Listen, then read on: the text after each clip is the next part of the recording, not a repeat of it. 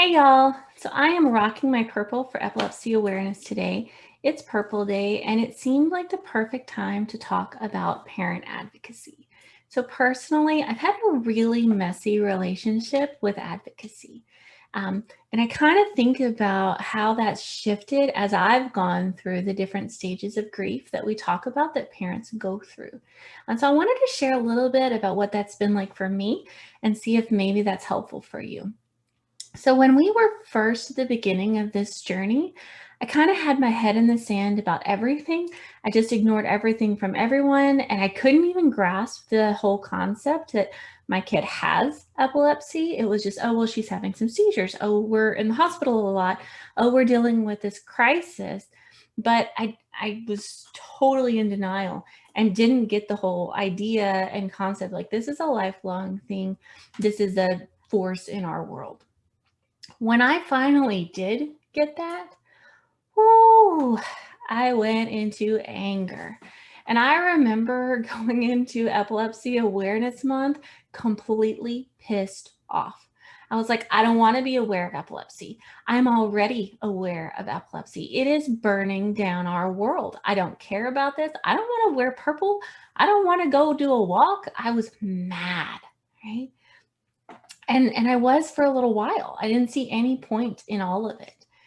And then I kind of shifted again, right? Because remember, we go through these over and over and over all through this journey. So then I got into this bargaining space and I was like, you know what? I'm going to fix this. I'm going to read every single journal article. I'm going to post all sorts of stuff on Facebook. I'm going to raise money. I'm going to advocate. I'm going to find something that fixes all of this. Okay. Um, and then I shifted again and I went into that depression space. And it was like, there's no point to any of this. It doesn't matter how many walks I go on. It doesn't matter how many times I speak. It doesn't matter who the hell even cares if I'm wearing purple, right?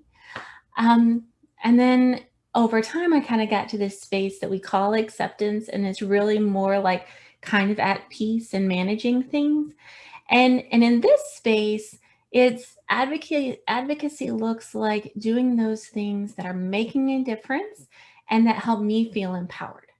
So there's times when if I'm really struggling, I can take steps that I know are helping get us inches towards a cure, that they're not going to fix it.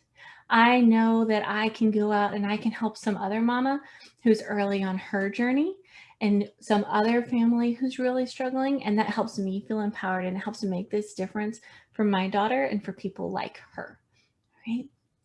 So what I really want to emphasize though, is that there's not one right way to be an advocate.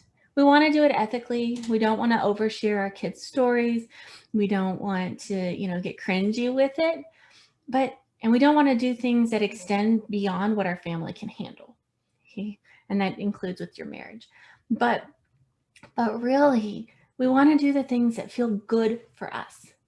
In this space, I don't really post about it every day, but next month I'm speaking at the PCDH19 conference. I'm so excited about that, right? Or I'll do different things and I'll help advocate and I've helped, bring in new researchers or those kinds of things because that's kind of where my strength is and I can really make a difference there.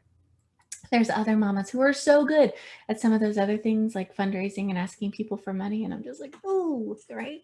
But we kind of want to find the space that feels empowering for us and that fits where we actually are on this journey. And if you're in a space right now where doing nothing makes sense, that's okay. There's other people in other spots on their journeys. And if you're in the spot where you can do something, do it. Right? But give yourself so much grace for wherever you're at today to do the thing that makes sense and work towards a cure for whatever your kid is facing.